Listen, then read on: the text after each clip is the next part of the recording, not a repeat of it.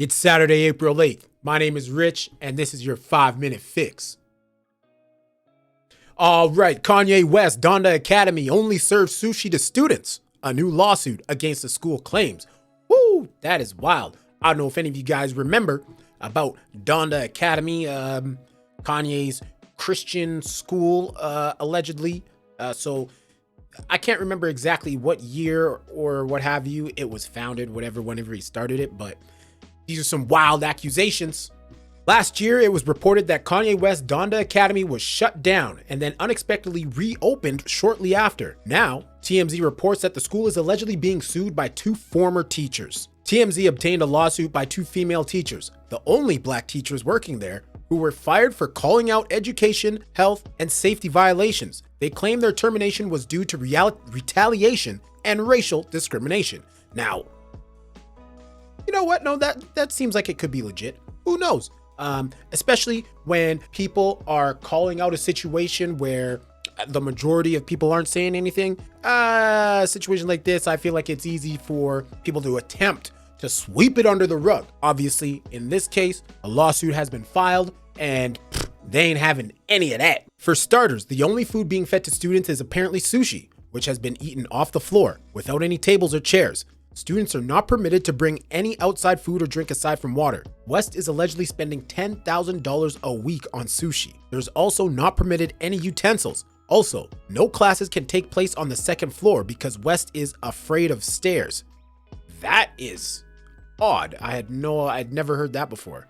Similarly, students aren't allowed to wear jewelry because he did not like jewelry. The dress code for students is that they must wear all black, which can be viewed in pictures on TMZ's post. Nike and Adidas clothing is also forbidden. There's also no janitor or school nurse. The 2 teachers also alleged that their paychecks were often short, up to $2,700. Wow. So those are some pretty scathing allegations. Who knows? I guess we'll see more when the lawsuit begins, or if there's any comment from Kanye or his representatives. Ye and his representatives, but definitely not a good look. Diddy says that he has to pay Sting $5,000 a day for his use of the Every Breath You Take sample in I'll Be Missing You. I know you guys remember this song. If you're, even close to as old as me, you remember this song was blowing up. I remember elementary school, one of my little homies, I think it was like grade 5, one of my little homies, his parents loved this track. Every breath you take.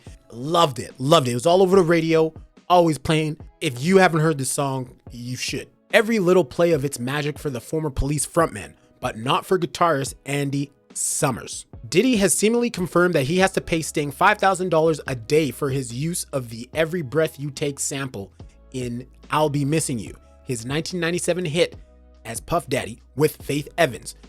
Obviously dedicated to the Notorious B.I.G., as I can see they're about to talk about here in this article. I did a little bit of math, 1.8 mil a year.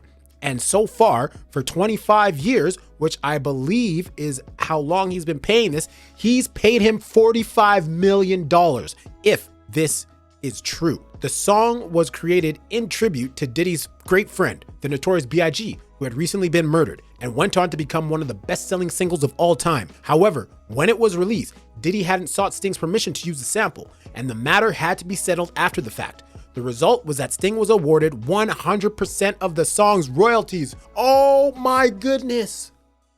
100%?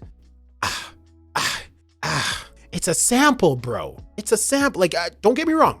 I understand permission should have been asked, and obviously Sting original, but there's a little hip hopness added to that sample. So I feel like 100% of the royalties, man. Diddy must have had a bad lawyer back then.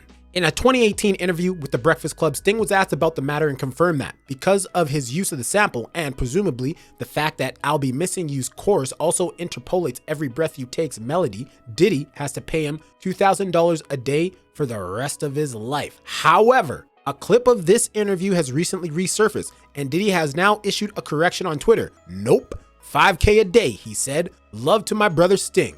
Wow. The post was made in good humor, it seems. Diddy is said to get on pretty well with Sting these days. Even back in 1997, the pair were on good enough terms to perform a mashup of I'll Be Missing You and Every Breath You Take with Faith Evans at the MTV Video Music Awards. And I take it that's this video. Of course, we're not gonna play it. Police guitarist Andy Summers, though, the man who played the iconic Every Breath You Take riff that plays a key role in I'll Be Missing You's beat, wasn't able to cash in. Sting takes the sole songwriting credit on the Police's track, meaning that he alone takes the resulting royalties. I wonder if Sting like hooked up his boy, been like, you know what, you were in on it too. I'll just, on the side, give you a little bit of cash for this. Recalling the moment he heard I'll Be Missing You for the first time, Summers told Ultimate Classic Rock, "My 10-year-old came in the house and came over. He goes, 'Dad, I want you to come listen to my radio in my room. There's a guy who's completely doing your guitar thing.' I went in, and it was the first time I'd heard Puff Daddy and whatever he called that song. I went, oh my God." Yeah, I guess probably kind of shocking for these guys back then. Summers went on to raise the matter with management. "I think we ended up settling out of court and we got some kind of royalty," he says. "But I mean, I think he sold 30 million singles with that track or something, and we didn't get anything out of it." So that's the deal from Andy Summers. You guys heard the deal from Sting. Puff and Sting are still good buddies. Definitely a lesson learned, I imagine, on the Puffy front. So that's what sampling was like back in the day, I guess. You either ask for permission, you don't, and hope nothing happens. In this case, Diddy got popped. Infamous YouTuber Lord Miles among UK national detained by the Taliban. I don't know if you guys have heard about this, but this is kind of scary. The self-styled dark tourist has been seen in his videos joining a Taliban parade and firing guns with militants. What? 3 UK nationals are being held in Taliban custody. Among them, an infamous 23-year-old YouTuber who goes to the most dangerous places on earth for fun, according to a humanitarian NGO, which released details of the men's detention over the weekend. Miles Routledge, otherwise known by the online moniker Lord Miles, attracted global notoriety in 2021 when he took a holiday to Afghanistan shortly before the Taliban takeover. He was subsequently airlifted out of the country by the British Army during the fall of Kabul in August of that year, securing a highly sought-after seat on an evacuation plane or evacuation flight, while thousands of Afghans who had worked alongside Western coalition forces were left behind. Routledge posted videos and updates to Facebook and 4chan at the time, and later returned to Afghanistan where he filmed YouTube videos in which he joined a Taliban parade and fired guns with Taliban militants. The notorious YouTuber and self-styled dark tourist has more than 150,000 followers on Twitter. His last activity on the platform was on February 28th, more than a month ago. He is now one of 3 men being held by Taliban secret police, along with 53-year-old charity medic Kevin Cornwell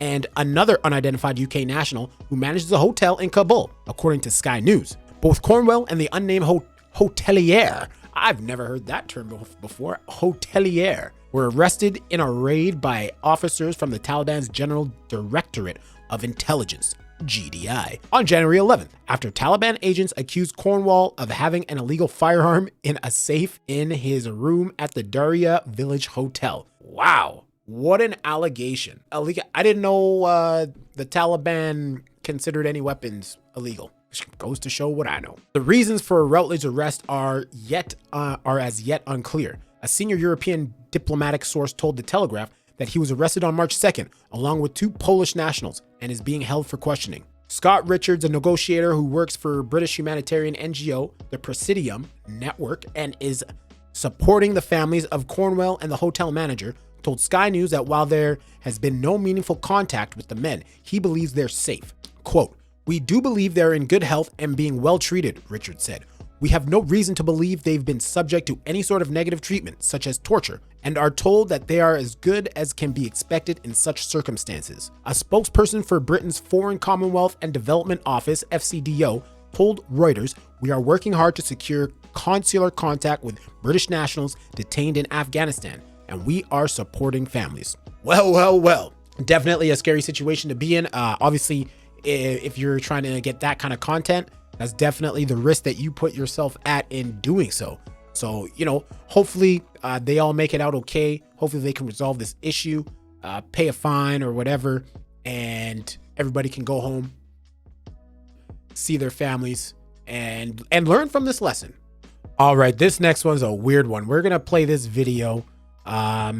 Ascension Parish worker fired, arrested after video shows him pee in drinking water supply.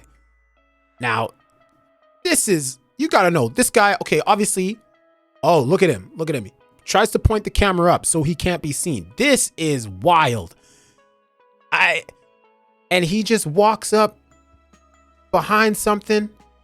Now he's got to know the angles are a bit better on it. Like, and he just, oh my God. Like, this is disgusting. And this has got to be some sort of thing that makes this guy feel like overpowered. Look, he looks at the camera. Like, what is he doing? Like, what are you doing, bro? What are you doing? This is just, I can't even begin to understand what part of this human being's brain thought that this was a good idea. Legit. How? It even looks like the camera's like slowly going back down. Like, man, the fact that he goes out, pushes the camera up to be like, I don't want this to be seen. Yo, I just am intrigued to know what his motive, what he says, like what the motive of this, like what he has to say about this, what he has to say about himself, if he says anything at all. Because I mean, not only is this ultra embarrassing, it's like people will come after you for that kind of shit. So I guess we'll see. Let's read. Ascension Parish. An employee at the Donaldsonville water plant was fired after he was caught on video surveillance urinating into the water supply, officials say. Parish officials said authorities learned about the incident on Wednesday, March 22nd, and the employee was terminated by 2:45 p.m. that afternoon and arrested by the Ascension Parish Sheriff's Office. The Sheriff's Office identified the employee as Michael Masson, 57, and charged him with 2 counts of contaminating water supplies and 2 counts of criminal damage to critical infrastructure. Parish President Clint Coitman said as soon as his administration found out about the illegal act, an investigation was initiated and the report came back credible. Coitman immediately authorized Masson's termination and he was arrested. I want to know who caught him. That too. How did, because obviously, you know, this guy's probably been doing this for a hot minute. I just wonder how this guy got caught.